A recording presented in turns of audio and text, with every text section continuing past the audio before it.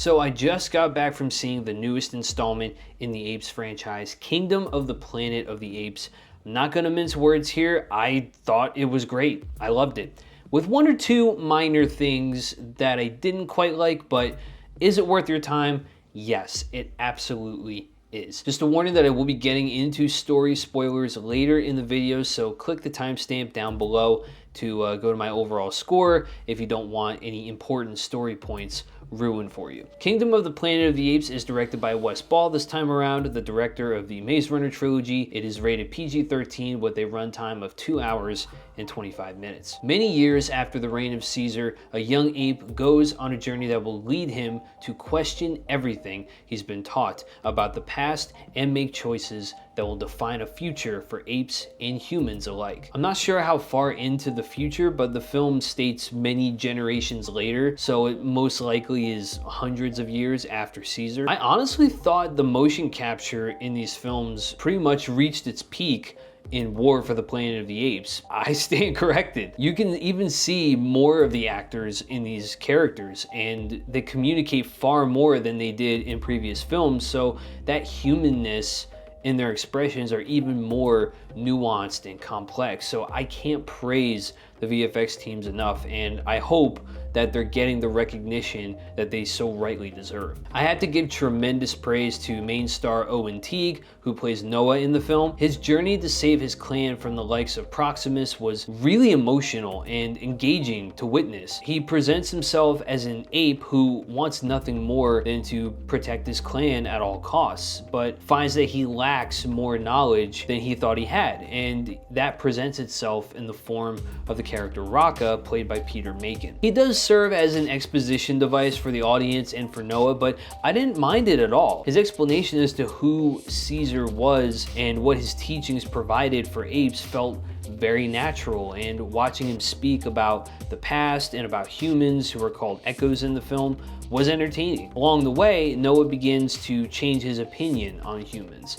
Before, he saw them as pests and thieves, but then he meets a particular human by the name of May, played by Freya Allen, who can speak and isn't affected by the plague that wiped out most of the human race and made the remaining humans more primitive, and sees that there is much more to humans than he was brought up to believe. Now, May is one of the things about this film that I didn't really like all that much. Once she comes into the picture, that's when the perspective starts to shift from Noah to her, and then we're presented with this clash of perspectives that ultimately doesn't really pull together enough to where I felt conflicted as to who to root for. I knew who I was rooting for, and I was rooting for Noah by the end. So that aspect of May as a character didn't really translate on screen very well, at least to me. Another aspect of the film I thought needed a little bit of work was the handling of the main antagonist, Proximus Caesar, who is played wonderfully by Kevin Durant. Proximus has taken Caesar's teachings and sort of twisted them to serve his own needs and to gain power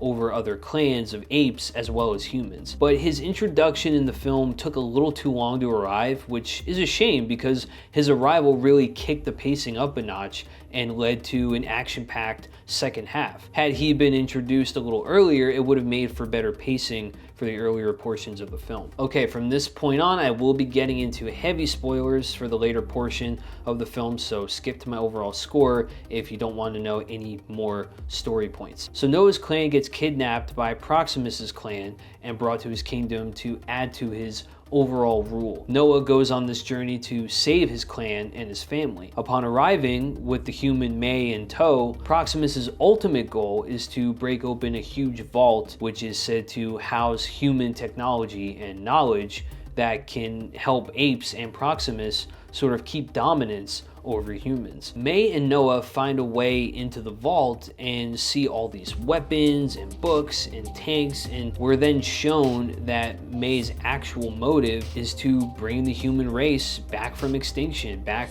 to dominance. And in that moment, I kind of understood Proximus's point of view here, even though I didn't really agree with the methods. May floods the vault and destroys a lot of the tech and most of the apes, as she believes that apes should not possess these things, this type of technology, because they're not meant for them. And Noah basically counters this by asking, well, what gives you the right to dictate what is and isn't ours? The film does present this fear on both sides, really, on what would happen if one was truly dominant over the other. If apes were, the human race would surely be treated as slaves or just wiped out entirely. And if humans were, what happens to the apes? Do they go back to being silent, in cages, treated as pets? This is exactly what Caesar fought against when he was alive, and it shows that the human race is incapable of learning from its mistakes. Can humans and apes coexist like Caesar envisioned? Or is another war for dominance